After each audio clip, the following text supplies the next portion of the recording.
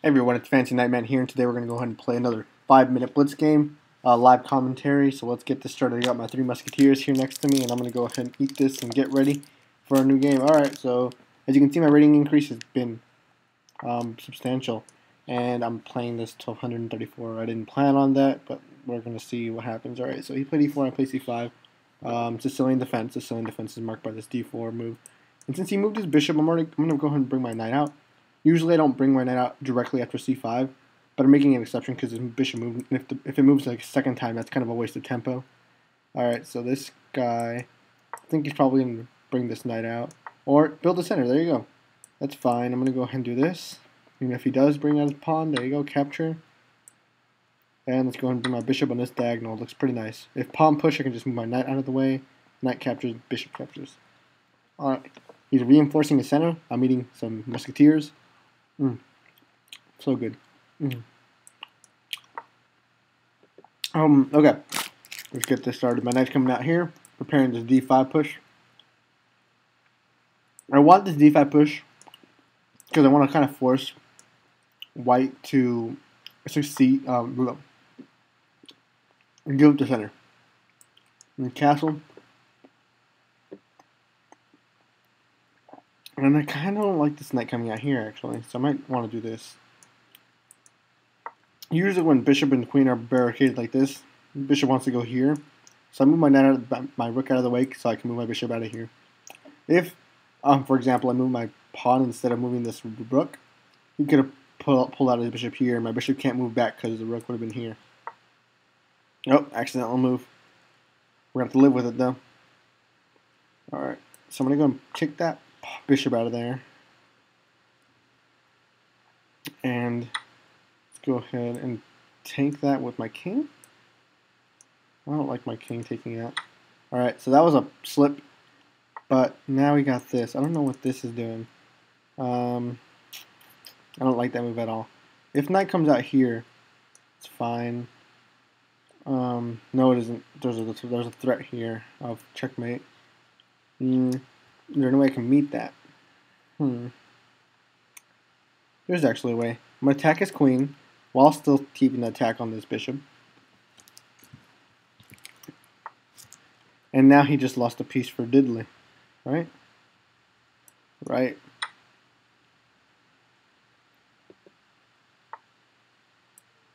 And let's see, he's trying to get my pieces out of there. But I think he's trying to kick my knight out of the way so that he can play this knight here. But that doesn't work just yet. So I'm going to go ahead and threaten that knight to get his attackers out of there and start trading down pieces. If his rooks come over, I'm probably going to move my queen here to the diagonal. Or no, I actually want to keep this queen on the diagonal, so I'm probably going to move queen e.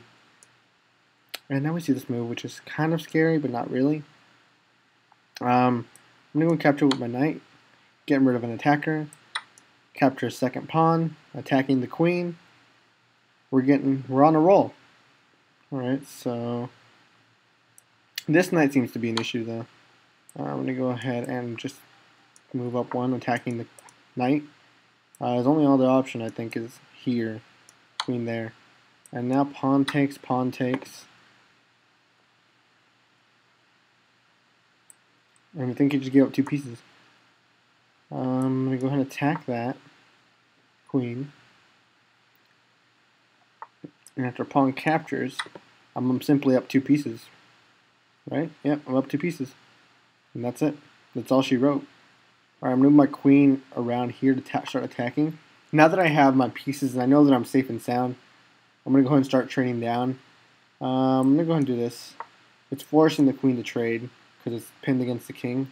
If he does do nothing, let's say he just captured the pawn, my queen, so let's say if he does make a nothing move, my queen can just capture this queen for free. And so he pretty much forced us to do this. And after this, he doesn't have really much. Best continuation, I guess, for me would be trying to activate I like this square right here for my knight, so maybe a journey to that square, and then after a attack on this pawn, maybe in support, capture, rook over, pawn.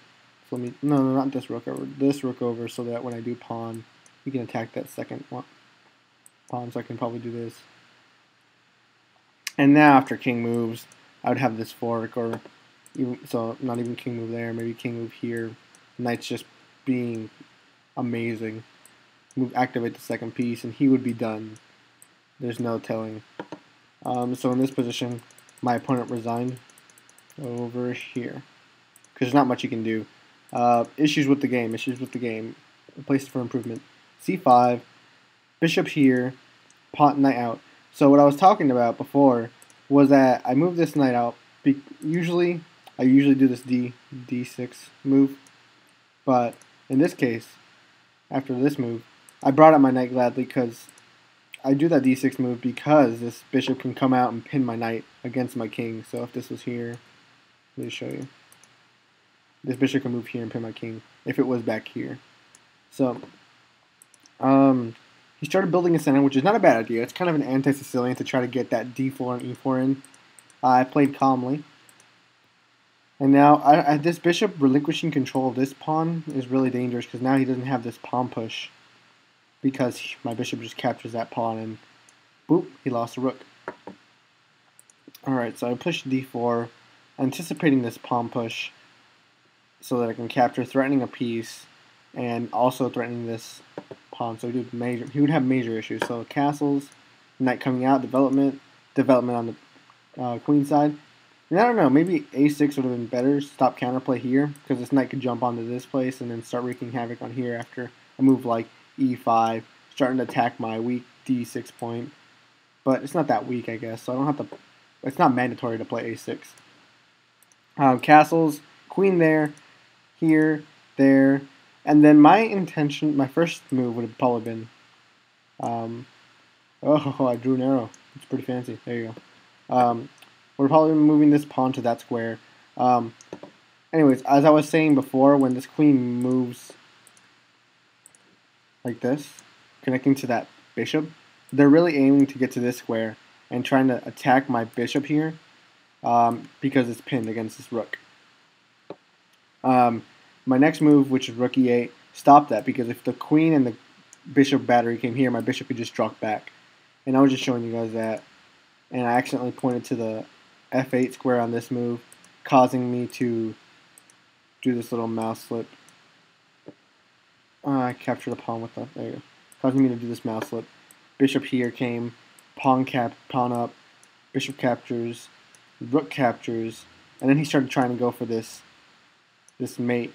Where if I didn't do anything, let's say I just captured this bishop, he would have got me here, and bam, lo and behold, now there's no ways to stop this mate on this h7 square. So that's what his intention was. So what I did instead was I attacked his queen before it can make that threat on h7. His queen had to back up, giving me the actual tempo to get to that bishop.